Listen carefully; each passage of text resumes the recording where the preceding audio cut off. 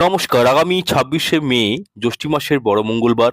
তো এই দিনটিকেও হাতছাড়া করবেন না। এই দিন যদি আপনারা হনুমানজিকে একটি বিশেষ পাতা নিবেদন করতে পারেন, এতে সর্ব মনস্কামনা পূর্ণ হয়, হনুমানজির ব্লেসিং পাওয়া যায়, ধার দেনা ঋণ থেকে মুক্তি পাওয়া যায়, আর্থিক সচ্ছলতা জীবনে প্রাপ্ত হয়।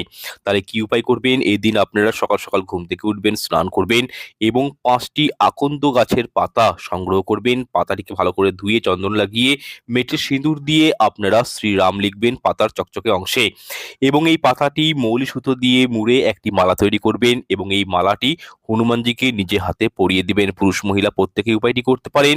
আর একটি বিষয়, এই ছোট্ট একটি উপায়ের মাধ্যমে আপনি জেনে রাখুন, এই যে প্রবলেমস গুলো বললাম সেখান থেকে আপনারা বেরিয়ে আসতে পারবেন। তবে হ্যাঁ, অসুচকালে কিন্তু উপায়টি করতে যাবেন না এবং কি মহিলাদের মাসিক অবস্থাতেও কিন্তু এই উপায়টি করতে যাবেন না। অমনিতেই কিন্তু হনুমানজিকে ডাইরেক্ট ভাবে, সরাসরি ভাবে মহিলারা কিন্তু স্পর্শ করেন না। তো সেক্ষেত্রে কোনো ব্রাহ্মণকে দিয়ে উপায়টি করতে পারেন। যাই হোক, উপায়টি করে দেখুন, চমৎকার রেজাল্ট পাবেন।